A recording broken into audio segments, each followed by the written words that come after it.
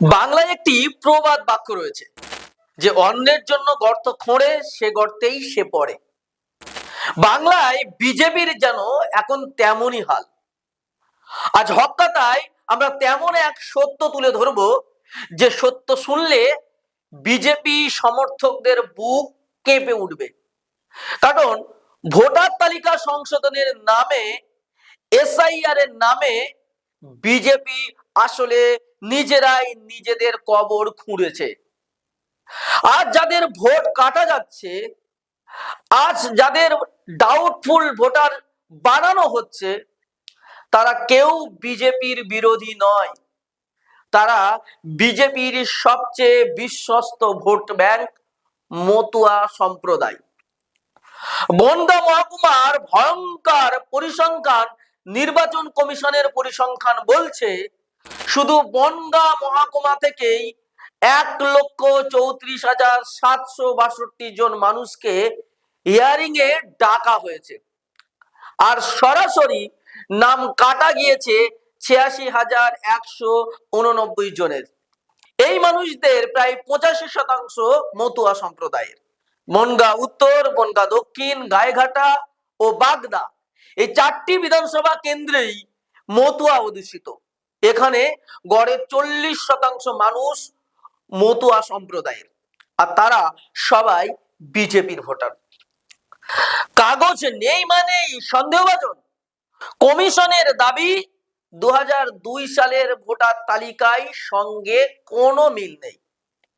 কিন্তু প্রশ্ন হচ্ছে, যে মতুয়া পরিবারগুলো দেশভাগের সময় বাংলাদেশ থেকে প্রাণ বাঁচিয়ে এপারে এসেছে, যারা শরণার্থী শিবিরে থেকেছে, যাদের হাতে তখন জন্ম সার্টিফিকেট বা নাগরিকত্বের কোনো কাগজ ছিল না, তাদের কাছ থেকে আজ 2002 সালের কাগজ চাইছে কে? কারা এরা? তারা কি এই বাস্তবতা জানে না? বিজেপি কি জানতো না যে আসলে তাদের কাছে কাগজ নেই, নাকি জেনেও ইচ্ছে করে করেছে? উত্তর 24 পরগনার ভয়াবহ ছবি। উত্তর 24 পরগনার 33টি বিধানসভায় মোট ভোটার 83,681টি, তার মধ্যে নাম কাটা গিয়েছে 7,92,130 জনের। হিয়ারিং এ যেতে বলা হয়েছে 7,41,700 জনকে। সবচেয়ে ভয়ঙ্কর অবস্থা বাংলাদেশ সীমান্ত লাগোয়া বনগাঁ মহকুমায় ঠাকুরনগর, মতুয়াদের রাজধানী নামে খ্যাত। সেই মতুয়াদের রাজধানীতে ভোটার সংকট। গাইঘাটা বিধানসভা থেকে যেখানে ঠাকুরনগর অবস্থিত, সেখানেই 38,849 জন ভোটারকে হিয়ারিং এ ডাকা হয়েছে। এই 4 কেন্দ্র মিলিয়ে 2002 সালের তালিকায় মাত্র 15% মতুয়া ভোটারের নাম রয়েছে, অথচ 40% সেখানে মতুয়া ভোটার, মতুয়াদের বসবাস। বিজেপির সবচেয়ে বড় রাজনৈতিক আত্মঘাত হলো 2019 লোকসভা। বিজেপির সবচেয়ে বড় রাজনৈতিক আত্মঘাত 2019 সাল থেকে বনগাঁ লোকসভা কেন্দ্রে বিজেপির সাংসদ শান্তনু ঠাকুর। বাগদা ছাড়া বনগাঁ উত্তর, বনগাঁ দক্ষিণ, গাইঘাটা সব জায়গাতেই বিজেপির বিধায়ক।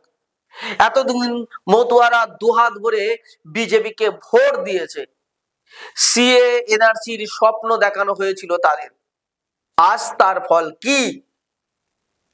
ভোটার তালিকা থেকেই নাম কেটে দেওয়া হচ্ছে। বিজেপির সাজানো চিতায় বিজেপি জ্বলবে। আজ বিজেপি ভাবছে ভোট কমলে তাদের সুবিধা হবে, কিন্তু তারা ভুলে যাচ্ছে এই ভোটাররাই ছিল তাদের শক্তি, এই মতুয়ারাই ছিল তাদের ঢাল।